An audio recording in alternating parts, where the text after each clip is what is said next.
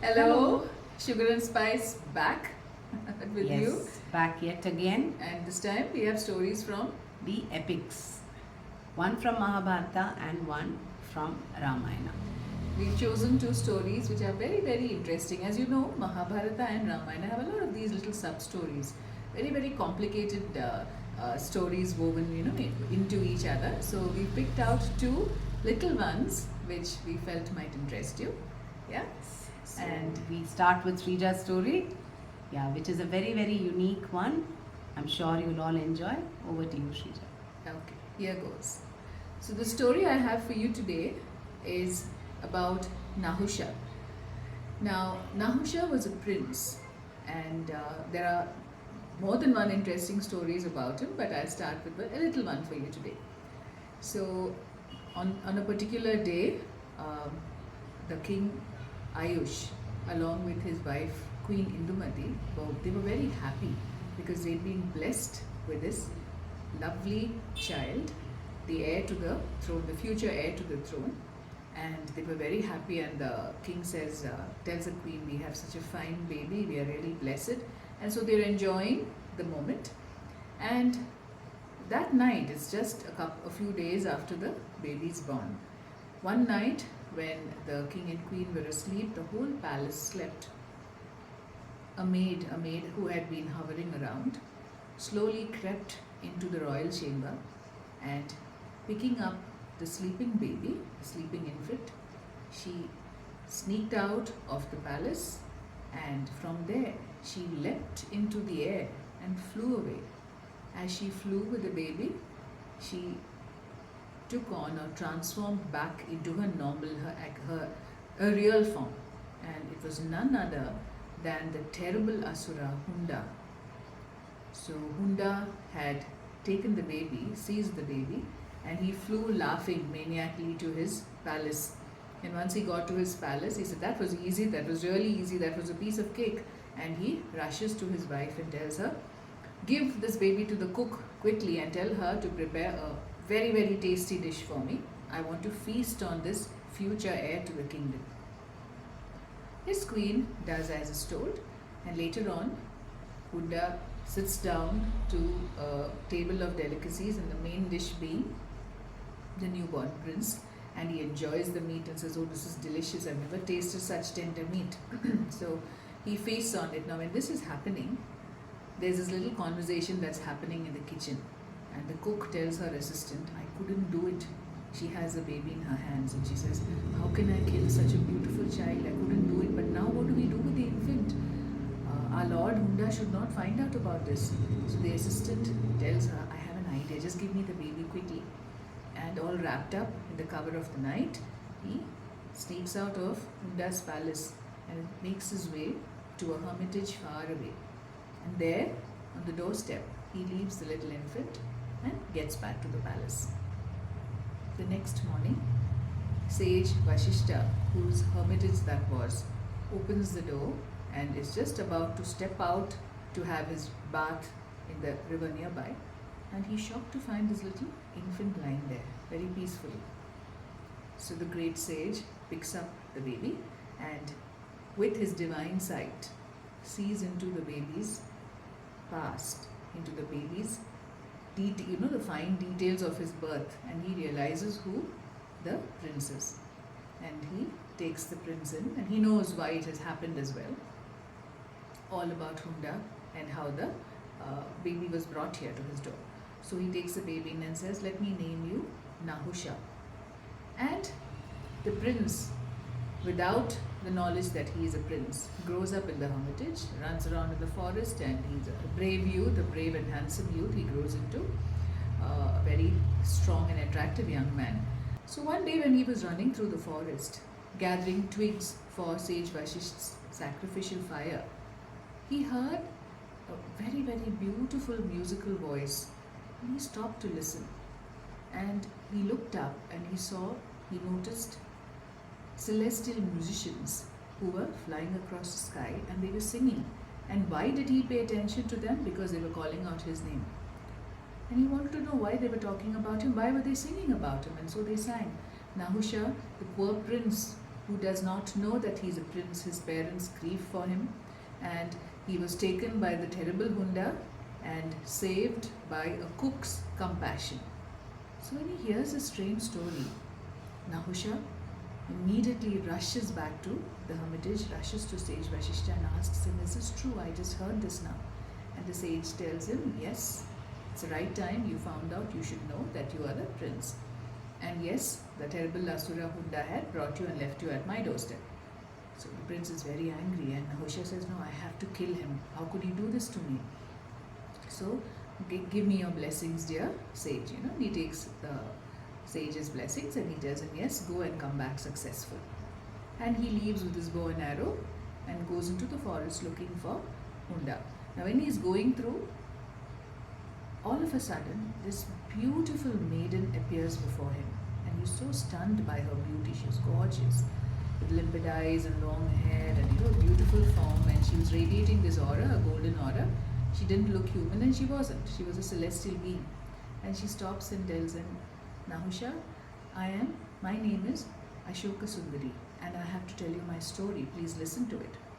So Nahusha listens to her, and she says, "Long ago, maybe around 19 years ago, my mother, that is Goddess Parvati, and Lord Shiva were in the Ashokavana. They were having some quiet time by themselves, and they reached the Kalpa Vriksha. Now, the Kalpa Vriksha is a tree that grants any boon that is asked for.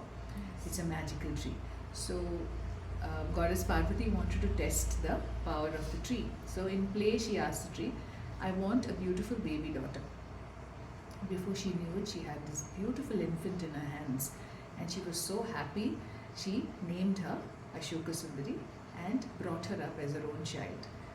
Now, when Ashoka Sundari grew up to be beauty and very not just beautiful but clever, blessed in all the arts, her mother blessed her and told her that you will be married by a warrior, someone who is equal in stature and strength to the great Lord Indra, and his name is Nahusha. So she thanked her mother for the blessing, and she continued to live there. Now, she used to occasionally come into the forest and move around with her maids. So on one such occasion, when she was walking around in the forest, an Asura approached her and very humbly put his hands together, bowed before her and said, "Oh dear damsel, your beauty astounds me. My name is Hunda, and I am this mighty Asura, and my father is I am the son of a very mighty Asura. I have fallen in love with you at first sight. So will you marry me and be my wife?" So Ashoka Sundari said, "No, I can't do that because I'm already pledged to somebody else. I have to marry a warrior called Nahusha." So Hunda looks irritated and he says, "Why are you waiting for somebody who's not yet born? He's not even born as yet, Why do you want to wait? I'm here now. Why don't you marry me? I'm ready to marry you now." But she says, "Look, I've told you, it's what is destined, and I'm going to marry him. So please leave me alone." So this angers Hunda, who wasn't used to being refused. And he told her, "Look, when Hunda stretches his hand out and asks for something he's used to, or to take something he's used to getting what he wants, and I'll be back." Okay? And he vanishes into thin air. And she continues, and a few days later, a woman comes crying to her, very disheveled, and it looks like she's in mourning, and she says, "My husband was killed by this horrible Asura Hunda, and I'm conducting and we have a fire which I'm raising to the gods to tell them, about my problems, and it'll give me some solace if you are there as a woman to accompany me. Would you come with me? I have to do this sacrifice, and I would like you to be there with me." So the Ashoka Sundari agreed and said, "Of course, why not?" It's a woman who needs some moral support, and she goes with her. And she says, "I'll take you to my cottage, which is very close by." And she follows her, but then she finds that she's moving towards a huge palace. It's not a cottage. And she says, "This is not a cottage. Where are you taking me?" And of course, a woman transforms into Hunda, and he tries to seize Ashoka Sundari, but he can't touch her because she's a celestial being. And she's angry, and she says, "How dare you trifle with me? I told you that I can't marry you. So I curse you now that you will be killed by the man that I'm going to marry. So you will be killed by Nahusha." And she disappears. She goes back to her heavenly abode. So this is the story that she tells Nahusha and says, so you have to kill Hunda. And now when this talk is going on, Hunda appears just near them and he says that I was tricked once, but this is not going to happen again. And he jumps trying to kill Nahusha. But Nahusha was the person who was destined to kill him. So he gets him with his arrow and Hunda falls dead on the ground. So Nahusha turns to Ashoka Sundari and says, now my dear maiden, you don't have to worry, he won't bother you anymore. You can live your life comfortably. So she goes up to him and looks into his eyes and says, you fulfill the first part of the prophecy. Now, why don't you do the second part as well? Why don't you fulfill that as well by marrying me? So, why don't you marry me? And so Nahusha looks at her and says, I would love to, but you're so much older than I am. I mean, way older than I am. So she looks at him and says, look at me. Do I look old to you? So he looks at her and says, no, you don't look old to me at all, and I've never seen a woman as beautiful as you, I mean, I can't think of anyone who could be more beautiful than you. She says, so what you see is what I am. I don't age because I'm a celestial being and this is how I'll always be. Okay, so now will you marry me? So she, very openly she proposes to him, and Nahusha agrees and says, of course I will, I have no reason to refuse. And they get married, and both of them with his wife, he goes back to his kingdom, and his parents, a king and queen who had never seen the infant since his birth, they were thrilled to have him back. They welcomed the couple, they live happily there, and once the king's demise happens, he takes over the throne and rules as a king. And of course there are more interesting stories about Nahusha that follow, but that is going to be for another date on Sugar and Spice. So that's the story. Lovely, so beautiful. Yes. Yeah, this also shows us, right, how modern our mythological stories were. Yes. It was so modern for those times. Yeah, when you would think that, conventionally would a convention. woman propose? Would a man marry a woman who's much older Older than him? than I mean, him. I'm speaking Yeah. about traditional ideas that we even talk about today. Yes, but it was absolutely. always, it was not there. Even today, Yeah, the eyebrows are raised at such things. Though these things happen, even today, these things are With some considered as people, taboo. Yeah. Acceptance becomes a problem here. But then that's So what we are is- talking about a story which has been written so many years back, Yes. right? So, it is so so beautiful. how much more modern could an epic be? And Absolutely. also it shows that love should actually have, love has nothing to do with age. It has nothing to do with who Physical you're falling in love appearance with, or, physical appearance. age. It's so much deeper and so much more meaningful. So that's the Yes. story I have for you today. Now we move on to another very interesting story. Deepti, over to you. So over to my story. My story is from the great epic Ramayana, a very small part of it. We have all heard about Ahalya, the way her curse was lifted from being a rock because of Sri Rama's blessings. She got back her human form. This is the part, to this day, I think before I heard this story which I'm about to say, I have not heard any other stories about or any backstories about Ahalya at all. So this was very interesting for me. Actually, I found a book. I would like to mention the book, Shrija, Yeah. because this was a book which really interested me, and which is not a popular story, which is not told about much, this aspect of Ahalya's life. So this is a book by Kavita Kane. It is called Ahalya's Awakening. So the small part of which I am going to talk about, narrate today, you can narrate it, enjoy it in the story form. Later, if you want to read the whole book, please go ahead. It's a very interesting book. A very different take, right? Very different take on the story of Ahalya. So actually, the story of Ahalya here starts wherein she is the princess of the Kuru dynasty. She is the daughter of King Mudgala, and she is a darling daughter of her father. Her father has always been a very different, the way in which daughters were treated those days. She was not compelled to do any of the things which, she was never categorized as a girl and told not to do certain things. She was given the freedom to pursue whatever she wanted.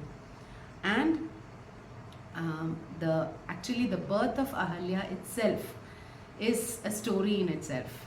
They say that Brahma created Ahalya, and she was supposed to be the most beautiful woman ever created, even more beautiful than the celestial apsaras like Urvashi and Rambha. In fact, there is also a story which says that she was created to break the pride, to make Urvashi understand that beauty is not everything.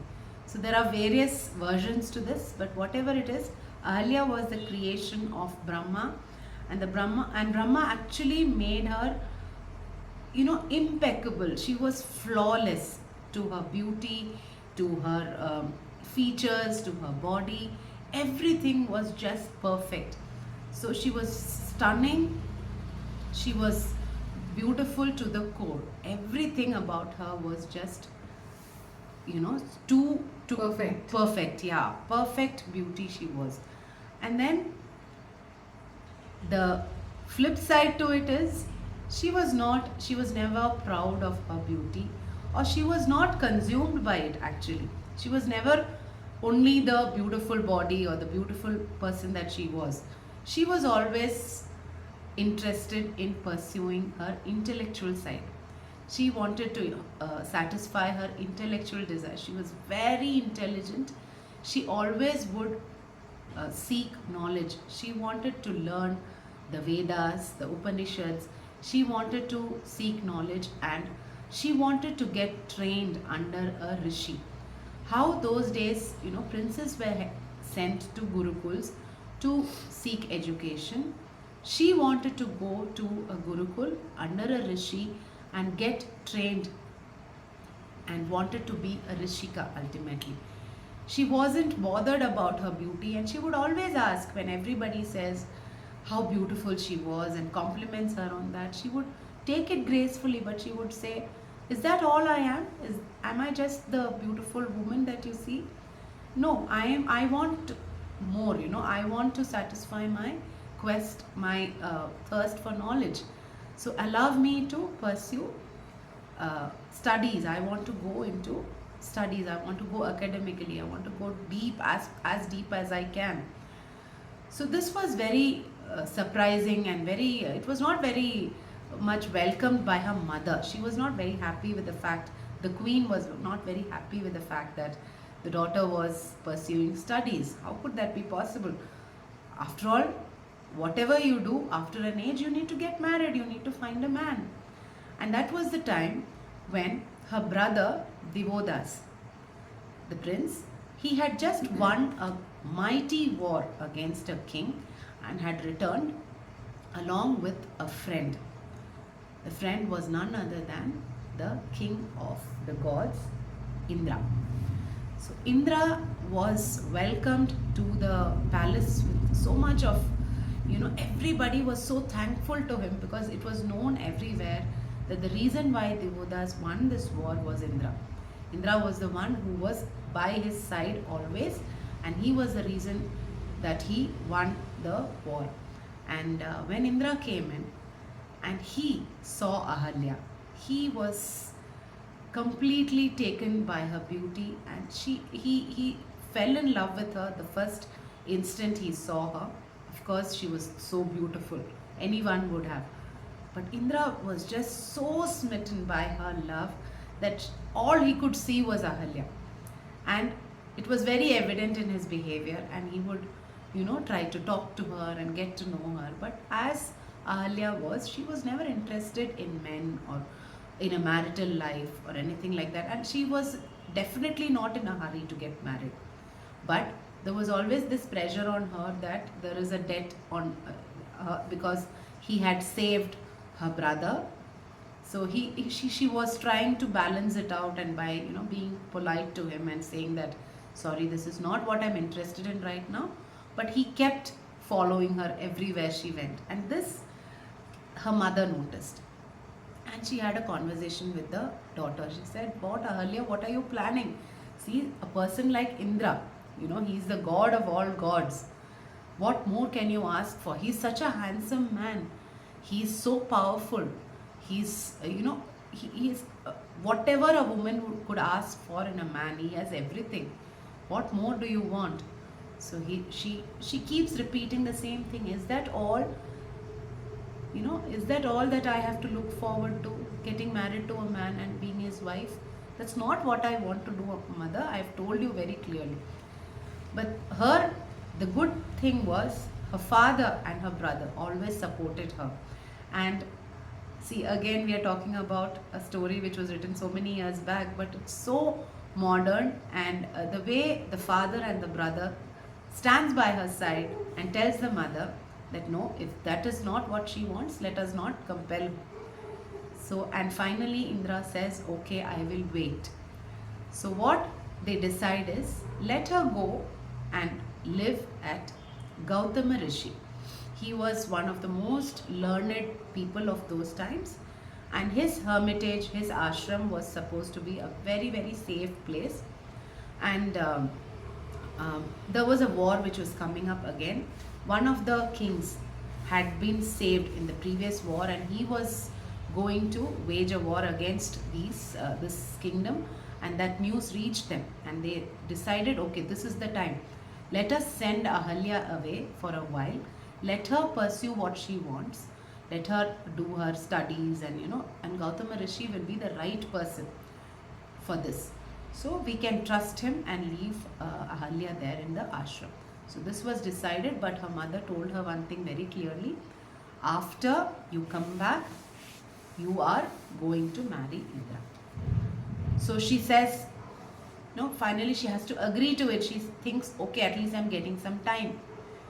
So she decides, yes, okay, fine. She agrees to it and she leaves to the ashram. And Dihodas and Indra leave for the war. And it so happens that she reaches Gautama Rishi's ashram, and there a really, totally new world awaits her. And there she starts. To begin with, she was a little skeptical. How am I going to go about? And Gautama Rishi was a very a person who would never express himself much. He was a very calm, composed, for the learned person that he was. He always seemed very untouched and unaffected by anything that was going around him. He only was bothered about his students, his rituals, his daily prayers, and he kept learning and learning and learning. And slowly Ahalya started to be fascinated by the amount of knowledge that he has, the personality that he is. Not only for his knowledge, slowly she started, admiring the person that he was, the amount of calmness that he had, the way he looked at things. He was never, she would never see him angry or agitated or any of these emotions. He was a very, very calm person and a sage in all its, all the entire meaning of being a sage. He lived a life, of that sort. And then slowly, when she started talking to him, trying to communicate with him, a very beautiful rapport, a beautiful relationship started building among Gautama Rishi and Ahalya.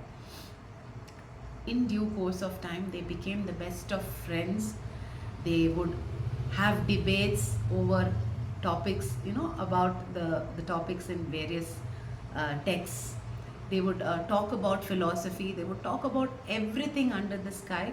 And they had an intellectual conversation. That was the most interesting part for Ahalya. Gautama Rishi never looked at her as a girl or as a beautiful woman. He would treat her as an equal. Slowly they started getting so close, and she, by the end of the time when she had to stay in Gautama Rishi's ashram and she had to leave for the palace, both of them were so sad. They didn't want to part ways. They wanted to be together. It wasn't love, but by then they realized how compatible they are with each other. Slowly Ahalya left for the palace, And slowly, when they were both living in two different places, distance, slowly the love started surfacing. They started realizing that they had fallen in love with each other and they wanted to live with each other. This is the life that she wanted. She realizes, painfully that I am never going to get the life that I want. My parents are never, my mother is definitely not going to agree. Me marrying a rishi, definitely she's not going to agree. So she was disappointed and sad. By then, Divodas had returned from the war. Thankfully, he had won the war again, and again Indra was also back. So they had decided, okay, now she's also back, Ahalya is also back, and they are going to get married. This was the thought in Ahalya's mother's mind, but she looked very sad and disappointed. And Divodas also tried speaking to her, and slowly he started understanding that there is something which is going on in her mind. So, either she has already fallen for somebody or she's really not interested in this marriage with Indra. So finally, they decide that enough of Ahalya's, we have given her enough time, we have given her all kinds of choices. Now, we have to get her married. So the king also knows that it is not right to force her to marry Indra. Let us keep a Swayamvara. Okay, the rule of the Swayamvara, it was Lord Brahma who created Ahalya, if we remember. And he says that the right way to get a Swayamvar done for Ahalya is that the person who circumambulates 3 words in a fixed amount of time, or the fastest, the person who circumambulates the 3 words the fastest and returns, is going to win the hand of Ahalya in marriage. So Indra, with all his magical powers, he sets out to win Ahalya's hand. For sure, he was 100% sure that he is going to be the winner. Meanwhile, Narada Rishi, always the person who intervenes in all such situations, who also happened to be a very good friend of Gautama Rishi, visits Gautama Rishi's ashram, and with the conversation, this is what he wanted to convey. So slowly he started taking the conversation there, and he finally gets it out of Gautama Rishi himself that he is in love with Ahalya. So he says, what are you waiting for then? What is the problem? You should try and win her hand. No, it's not possible now. I'm a rishi, and they have asked for a Swayamvaram for her, and this is the condition for the Swayamvar, and it is not possible for me now. So that is when somebody calls from the cow shed. The students had called him to inform him that the cow in their cow shed, one of the cows, it was giving birth to a calf. So Gautama Rishi and Narada rushed there, and the process of giving birth to a lovely calf, it was happening. And Narada said, this is your time. According to the Vedas, when you circumambulate a cow who's in the process of giving birth, it is equivalent to the 3 words. The occasion itself is as divine as that. Auspicious. As auspicious and divine as that. So please go ahead, this is your opportunity. So he goes around the cow thrice as part of his ritual, and as as Narada Muni had asked him to do. So he finishes this. Meanwhile, at the palace, Indra was almost there when Gautama Rishi walks in with Narada to the palace to inform the king that the inevitable has happened. Ahalya's creator himself, Brahma, had decided her fate. Gautama Rishi was the man who was supposed to marry Ahalya. So the king asks the details, how it was done, that we had a Swayamvara and this was the condition. And Narada Muni explains the whole thing. And the king was very happy. Meanwhile, in her chamber, Ahalya is sitting all sad and disappointed when her mother rushes in and says, there is some rishi who has walked in and said that he is going to marry Ahalya. So she, she just gets up, jumps up from her seat, and she asks, Rishi, is it Gautama Rishi? Says, yes. How do you know? And Divodas understands, okay, so this was the reason for her disappointment, and now she has got what she wanted. So he happily takes her to uh, the king's, the palace hall, where everybody is gathered, and Gautama Rishi is there waiting for her. And when they look at each other, that is the first time. Before that, they have been together, they have spoken, but they have never confessed of their love for each other. And this moment, they look at each other and they know that this is what we want, and we are deeply in love with each other. And by then Indra returns, and then he gets very angry, and he feels it's very unfair of them to give off Ahalya to this rishi, but that was how it was meant to be. And what happens after that is for you to read and find out. Or maybe It's a story for another day. For another day, yes. But I found this this side of Ahalya's story so fascinating, and like we said, so relevant and modern.